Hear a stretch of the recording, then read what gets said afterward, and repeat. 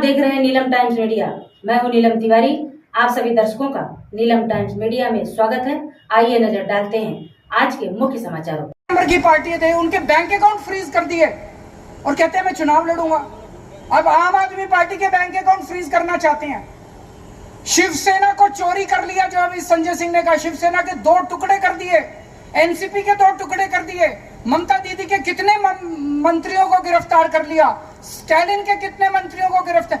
ऐसे चुनाव लड़ोगे और जीतोगे? ये तो कायर आदमी करता है, कायर है मोदी जी।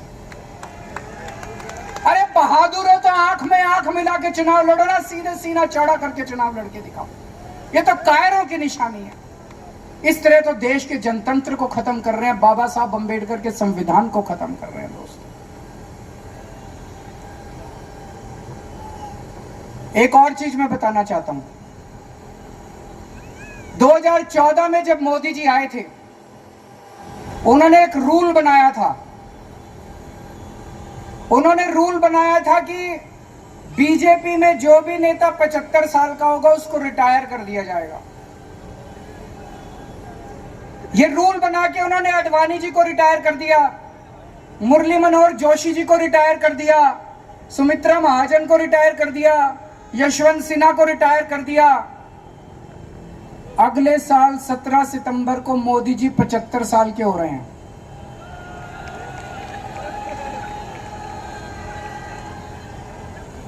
तो जाहिर तौर पे मोदी जी भी रिटायर होंगे। अपना रूल बनाया उन्होंने तो अपने ऊपर तो लागू करेंगे वो। जब मैंने बोला थोड़े दिन पहले, पता नहीं आपने देखा कि नहीं देखा, मैंने थोड़े दिन पहले बोला कि अगली साल मोदी जी रिटायर होंगे और अमित शाह को प्रधानमंत्री बनाएंगे, तो सारे बीजेपी के नेता चढ़ गए, नहीं नहीं मोदी जी रिटायर नहीं होंगे, नहीं नहीं मोदी जी रिटायर नहीं होंगे। मोदी जी ने नहीं बोला कि मैं रिटायर नहीं होऊंगा, मोदी जी रिटायर होंगे और अमित शाह को बनाएंगे प्रधानमंत्री। तो इस साल जो वो वोट मांग रहे हैं मोदी जी, वो अपने लिए वोट नहीं मांग रहे, वो अमित शाह को प्रधानमंत्री बनाने के लिए वोट मांग रहे हैं। तो आपके घर के आसपास जितने बीजेपी वाले रहते हैं, जितने बीजेपी के समर्थक रहते हैं, सबको बोल देना सोच के जाना जब वोट डालने जाओ। मोदी के लिए वोट नहीं पड़ रहा, अमित शाह का। आंख बंद करके जितने बीजेपी वाले हैं, जब बटन दबाओ आंख बंद कर लेना, अमित शाह की तस्वीर लेके आना कि अमित शाह को बनाना है क्या प्रधानमंत्री। तो अमित शाह के लिए वोट मांग रहे हैं। और इस सिलसिले में जितने रुकावटें थी, देवेंद्र फडणवीस को पैदल कर दिया इन्होंने, शिवराज सिंह चौहान की राजनीति खत्म कर दी, रमन सिंह की राजनीति खत्म कर दी, वसुंधरा, जितने नेता थे सबको खत्म कर दिया। एक ही नेता बचा है, योगी आदित्यनाथ। 2 महीने के अंदर उसको हटाने जा रहे हैं। योगी आदित्यनाथ अब उत्तर प्रदेश के सीएम नहीं रहेंगे। जब मैंने ऐसा बोला, एक भी नेता योगी जी के समर्थन में नहीं आया। बीजेपी के किसी ने नहीं कहा कि नहीं हटा रहे। इसका मतलब हटा रहे हैं, इसका मतलब हटा रहे हैं। साबित हो गया कि हटा रहे हैं। कल मैंने देखा योगी जी मेरे को गालियां दे रहे थे। मैं उनको कहना चाहता हूं, मैं तो आप ही के लिए बोल रहा हूं। मेरे को गाली देने से क्या होगा? अपने वालों को सलट लो, अपनी बीजेपी को सलट लो। दोस्तों, एक एक करके ये सारे नेताओं को खत्म कर रहे हैं। और मैं आपको चेतावनी देना चाहता हूं कि अगर इस चुनाव में 4 जून को बीजेपी जीत गई, वैसे तो जीत नहीं रही है, अगर जीत गई तो मैं आपको बता रहा हूं कि सुप्रिया सुले भी जेल में होगी, शरद पवार भी जेल में होंगे, उद्धव ठाकरे भी जेल में होंगे और आदित्य ठाकरे भी जेल में होंगे। मैं आज तक मैंने जितनी पॉलिटिकल भविष्यवाणी की है सर, तो हमें मेहनत करनी पड़ेगी। थोड़े दिन रह गए, किसी भी हालत में हमें बीजेपी को जीतने नहीं देना है। और जिस तरह की गालियां दे रहे हैं प्रधानमंत्री जी, उन्होंने शरद पवार साहब को कहा भटकती आत्मा। ये कोई इतने सीनियर आदमी है, 84 साल के बुजुर्ग हैं। मोदी जी 74 साल के हैं, 10 साल सीनियर है उनसे। ऐसे किसी बुजुर्ग को कहना ठीक है क्या? प्रधानमंत्री को ऐसी भाषा अच्छी लगती है? उनको कहते हैं नकली शिवसेना, नकली संतान। ये अच्छी लगती है? ये तो पूरे महाराष्ट्र के मराठी मानुस की बेइज्जती का सवाल है। इस बार जब जाओ तो बटन दबा के उनको इस गाली का जवाब देना, जब वोट डालने के लिए जाओ आप।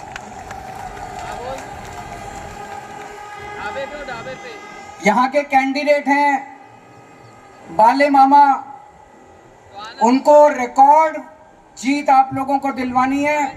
ज्यादा से ज्यादा वोट देके बटन दबा के आप उनको वोट देना, रिकॉर्ड मार्जिन से उनको जिताना। लेकिन मैं आज महाराष्ट्र में उनके लिए तो वोट मांग ही रहा हूं, मैं महाराष्ट्र में आज आया हूं पूरे इंडिया गठबंधन के लिए वोट मांगने के लिए। एनसीपी का चुनाव चिन्ह ये तुतारी बजाने वाला आदमी है, इसका खूब प्रचार करना है। मैंने सोशल मीडिया पे एक आदमी को देखा था, मैं बहुत चिंतित हो गया उसको देख के। वो आदमी कह रहा था, जब वो वोट देके बाहर निकला, उससे किसी मीडिया वाले ने पूछा किसको वोट दिया, बोला शरद पवार को। बोलो क्या निशान, बोला घड़ी। ये कंफ्यूजन है कुछ लोगों के अंदर। आपको प्रचार करना है अपनी गली में, अपने गांव में, अपने मोहल्ले में, सबको बोल देना कि असली वाली एनसीपी, शरद पवार वाली एनसीपी का चुनाव चिन्ह घड़ी नहीं है, घड़ी पे मत डाल देना। असली वाली एनसीपी का चुनाव चिन्ह क्या है? तुतारी वाला आदमी। तुतारी वाले आदमी को वोट डालना है और ज्यादा से ज्यादा वोट देके मामा को जिताना है। मैं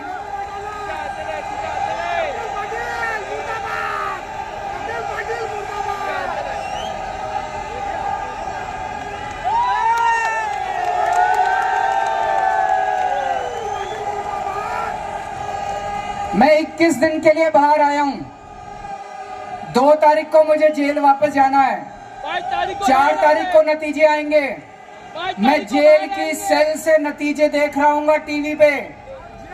पिछली बार महाराष्ट्र की 48 सीट में से 42 एनडीए गठबंधन को, मोदी जी के गठबंधन को मिली थी। इस बार 48 में से 42 इंडिया गठबंधन को मिलनी चाहिए।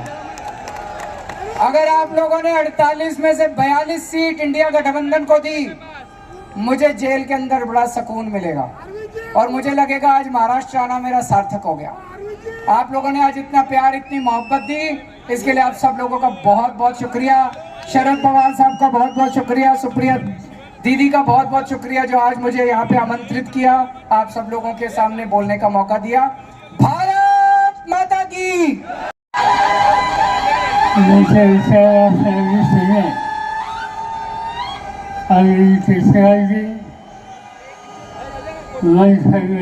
सभी साथी आणि हजारोच्या संख्येनं उपस्थित असलेले आव्हान बंधूभगिनी, देशाच्या लोकसभेच्या निवडणुकीच्यासाठी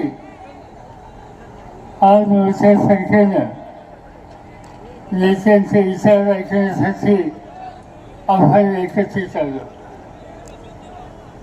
ही निवडणूक नेहमीच्या निवडणुकीपेक्षा वेगळी निवडणूक आहे। या निवडणुकीमधून उद्या तुमचं माझं भवितव्य काय याचा निर्णय व्हायचा आहे आणि चिंतेची स्थिती ही आहे की ज्यांच्या हातामध्ये देशाची सत्ता आहे त्यांना पुन्हा संधी मिळाली तर तुम्हा लोकांचा जो मताचा अधिकार आहे तो संकटात गेल्याशिवाय राहणार नाही। आधीच्या वक्त्यांनी सांगितलं, डॉक्टर बाबासाहेब आंबेडकर यांनी देशाला संविधान दिलं आणि त्या घटनेनं किंवा सगळ्यांना अधिकार दिले। आज नरेंद्र मोदी आणि त्यांचे सरकारी ठिकठिकाणी सांगतायत की आम्हाला 400च्या अधिक जागा हव्या का, तर या देशाची घटना आम्हाला बदलायची। कर्नाटकमधला त्यांचा एक खासदार त्यांनी जाहीरपणाने सांगितलं की आम्हाला घटना बदलायची। दिल्लीचा, उत्तर प्रदेशचा त्यांचा एक खासदार त्यांनी जाहीरपणाने सांगितलं आम्हाला घटना बदलायची। राजस्थानमधली त्यांची एक भगिनी तिने जाहीरपणाने सांगितलं आम्हाला घटना बदलायची आहे आणि त्यासाठी मात्र ही मोदींना द्यायची.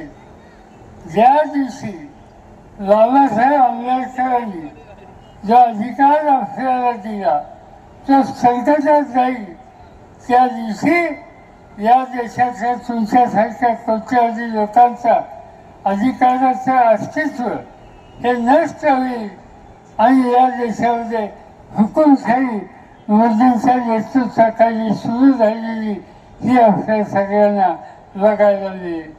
आणि हे जर टाळायचं असेल तर त्यांचा 100% पराभव करणं हे गरजेचं आहे. आज या देशाचा या राज्यातला शेतकरी संकटात आहे, कष्टकरी कामगार संकटात आहे, अल्पसंख्याकांची स्थिती आणखी अवघड करून ठेवलेली आहे.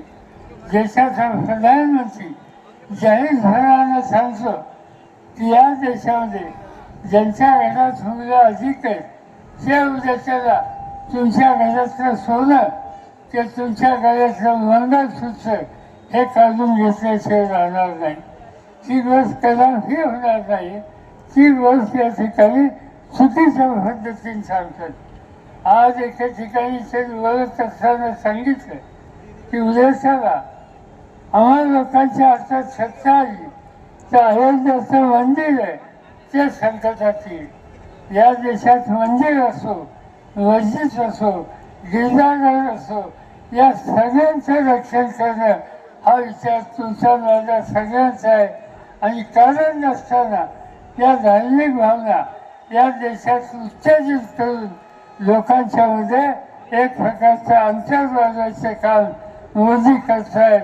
ही देशाच्या दृष्टीने अतिशय गंभीर गोष्ट आहे आणि याचा सुटका करायची असेल तर उद्याच्या निवडणुकीमध्ये तुमच्या मताचा अधिकार बाळूमामा की ज्यांची खून आज तुला सगळ्यांना माहीत झालेली आहे, तुतारी वाजवणारा माणूस, त्याच्यासोबत तो वचन द्यावा आणि त्यांना देशाच्या लोकसभेमध्ये आमच्या या भागाचा प्रतिनिधी म्हणून मोठ्या मताने विजय करा हीच विनंती करतो आणि माझी भाषण या ठिकाणी संपवतो. महाविकास आघाडीमधील सर्व पक्षांचे व्यासपीठावर उपस्थित सर्व प्रमुख पदाधिकारी, खास करून आदरणीय शरदचंद्रजी पवार साहेब, आदरणीय अरविंदजी केजरीवाल साहेब यांच्या उपस्थितीत आज ही सभा पार पाडली. मी फक्त 2च मिनिटं बोलणार आहे. आज भिवंडीत अपन पाहिलं असेल,